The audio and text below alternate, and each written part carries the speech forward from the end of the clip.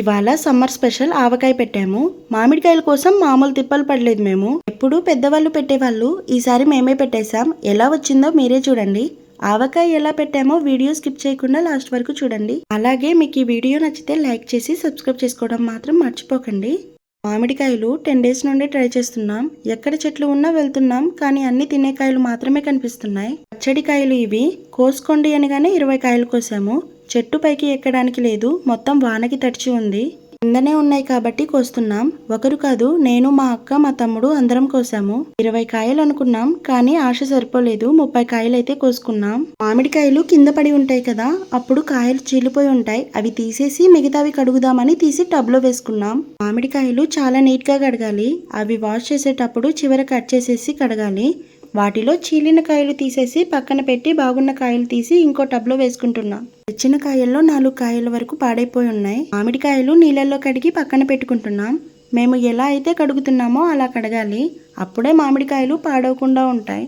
నీళ్ళల్లో కడిగిన మామిడికాయలు ఒక టవల్తో కానీ లేదా ఏదైనా డ్రై క్లాత్తో కానీ తేమ లేకుండా తుడుచుకోవాలి. మేమైతే ఒక తెల్ల పంచతో మామిడికాయలు తుడిచి కాసేపు ఆరబెట్టుకున్నాం. కొన్ని ఎక్స్ట్రా కాయలు తెచ్చాం కాబట్టి సరిపోయింది, లేదంటే చాలా తక్కువ ఉండేవి కాయలు. మామిడికాయలు కడిగి పెట్టడం వరకు మేము చేసాం. మా తమ్ముడు వాళ్ళు వచ్చి కట్ చేశారు.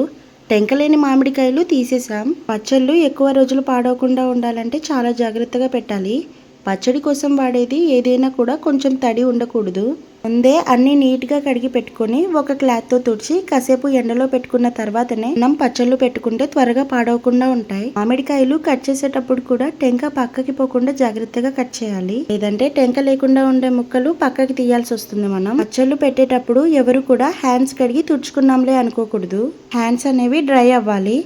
మీరు మామిడికాయలు బయట ముక్కలు కొట్టిస్తే అక్కడ కూడా వీటిని జాగ్రత్తగా జీడి తీపించి పైన ఇంకొక లేయర్ ఉంటుంది. పల్చగా ఆ పొరను తీసి ఒక వైట్ క్లాత్ తుడిచాలి, లేదంటే మనం తింటే ఆ లేయర్ అరగదు. స్టమక్ పెయిన్ అలా రాకుండా నీట్గా ముందే తీసేయాలి. మామిడికాయలు ముక్కలు కట్ చేసే లోపు ఆవాలు, మెంతులు వేయించుకుంటున్నాం. మేము ఒక 25 కాయలు అలా తీసుకున్నాం.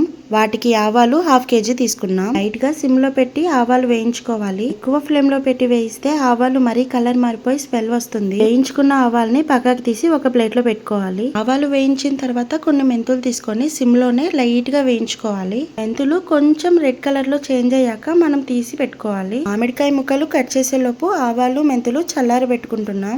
ఆవాలు, మెంతులు చల్లారే లోపు మనం వెల్లుల్లిపాయల్ని ఒలుచుకుంటాం. వెల్లుల్లిపాయలు కొన్ని తీసుకోవాలి. ఒకవేళ మీరు ఎక్కువగా ఇష్టపడితే ఎక్కువగా వేసుకోవచ్చు. చల్లకి సాల్ట్ బదులు కల్లుపు వాడితే టేస్ట్ అనేది చాలా బాగుంటుంది. దాకా వేయించి చల్లార్చిన ఆవాలు, మెంతులు మెత్తగా గ్రైండ్ చేసి పెట్టుకున్నాం. వెల్లుల్లిపాయలు కొన్ని పొట్టు తీసుకొని కలుపుకోవాలి. మిగతావి కచ్చా పచ్చగా దంచి వేసుకుంటే దాని ఫ్లేవర్ అనేది బాగా వస్తుంది. ఇవన్నీ రెడీ చేసుకొని పెట్టుకున్నాక ఇందాక మామిడికాయ ముక్కలు కట్ చేశారు కదా, కట్ చేసుకున్న మామిడికాయ ముక్కలు మరీ పెద్దగా కాకుండా మరీ చిన్నగా కాకుండా మీడియం సైజులో ముక్కలు అనేవి కట్ చేసుకోవాలి. ముక్కలన్నీ కట్ చేసిన తర్వాత మళ్ళీ ఒక క్లాత్ తో శుభ్రంగా తుడిచిపెట్టుకున్నాం. ఏదైనా ఒక గిన్నె తీసుకోండి. ఆ గిన్నెకి ఈ మామిడికాయ ముక్కలన్నీ ఒక 4 గిన్నెలు అయ్యేలా చూసుకోవాలి. ఇప్పుడే చాలా ఇంపార్టెంట్. ఇప్పుడు ఈ మామిడికాయ ముక్కలు కొలిచిన ఈ గిన్నెతోనే మిగతా కారం, ఉప్పు అవన్నీ కొలుచుకొని వేసుకుంటే ఆవకాయ పచ్చడి అనేది మనకి పర్ఫెక్ట్ గా వస్తుంది. ఈ ఆవకాయకి మనకి కావాల్సింది కారం, ఆవాల పొడి, మెంతి పొడి, ఉప్పు, నూనె, వెల్లుల్లి ఇవన్నీ రెడీ చేసుకొని పక్కన పెట్టుకోవాలి. ఇందాక మామిడికాయ ముక్కలు కొలిచి పెట్టుకున్నాం కదా, ఆ గిన్నె తీసుకొని అదే గిన్నెతో ఒక గిన్నె కారం తీసుకోవాలి. అంటే 4 గిన్నెలు మామిడికాయ ముక్కలు అయ్యాయి. ఆ 4 గిన్నెలు మామిడికాయ ముక్కలకి ఒక గిన్నె కారం, తర్వాత మెంతి పొడి, ఆవాల పొడి కలిపి వేసుకోవాలి. నేను ఇందాకే ఆ గిన్నెతో ప్లేట్ లో కొలిచి పెట్టుకున్నా. మీకు గనక కొలత కావాలంటే అదే గిన్నెతో సగం ఆవాలు, మెంతులు 2 పౌడర్ చేసి కలిపి పెట్టాలి. ఇంతగా గ్రైండ్ చేసి పెట్టుకున్న కల్లుప్పు, అదే గిన్నెతో సగం ఉప్పు తీసుకోవాలి. తర్వాత కొన్ని పొట్టు తీసుకున్న వెల్లుల్లిపాయలు వేసుకోవాలి. వెల్లుల్లిపాయలు అన్ని పొట్టు తీసుకొని వేసుకోవాల్సిన అవసరం లేదు, కొన్ని తీసుకుంటే చాలు. మేమైతే వెల్లుల్లిపాయలు అన్ని పొట్టు తీసైతే వేయము, కొన్ని కచ్చాపచ్చాగా దంచి వేస్తాం. అలా దంచి వేసినప్పుడు పచ్చళ్ళకి అనేది ఆ ఫ్లేవర్ బాగా వస్తుంది. మీకు ఫ్లేవర్ నచ్చుతుంది అంటే కొన్ని జీలకర్ర వేసుకోవచ్చు, లేదంటే ఆ ఫ్లేవర్ నచ్చకపోతే జీలకర్ర స్కిప్ చేయొచ్చు. మాక్సిమం ఇక్కడైతే జీలకర్ర వేస్తాం. ఇవన్నీ వేసేసిన తర్వాత మన చేతులు అనేది శుభ్రంగా కడుక్కొని వీటిని కలుపుకోవాలి. కొంచెం తడి ఉన్నా సరే పచ్చడి అనేది బూజు వచ్చి పాడైపోతుంది. మొత్తం కలిపేసిన తర్వాత మనం ఆవకాయ దేంట్లో కలపాలనుకుంటామో అందులో ఈ కారం, ఉప్పు ఇవన్నీ వేసి కలుపుకోవాలి. అంతకన్నా ముందు ఈ మామిడికాయ ముక్కలకి కొంచెం ఆయిల్ వేసి అలా కలిపి పెట్టుకొని ఉండాలి. మనం కారం, ఉప్పు, ఆవాల పొడి ముక్కలకి బాగా అంటుకునేలా కలుపుకోవాలి. ఈ పౌడర్ మొత్తం ముక్కలన్నిటికీ పట్టించిన తర్వాత మనం ఆయిల్ అనేది వేసుకోవాలి. మేము వేరుశనగ నూనె వాడుతున్నాం. చాలా మందికి డౌట్ ఉంటుంది, ఆయిల్ కాచి వేయాలా లేదా పచ్చిగా వేయాలా అని. ఆవకాయకి కాచాల్సిన అవసరం లేదు, ఇలా పచ్చిగానే వేరుశనగ నూనె వేసుకుంటే చాలు. నాకైతే 3 కేజీలు పట్టింది ఆయిల్. ఇప్పుడు మీకు కొలతలతో కావాలంటే ఇందాక మనం కొలిచి పెట్టుకున్న గిన్నెతో 2 గిన్నెలు ఆయిల్ వేసుకుంటే సరిపోతుంది. మనం ఆవకాయ కలిపేటప్పుడు ముక్క అనేది ఆయిల్లో తేలాల్సిన అవసరం లేదు.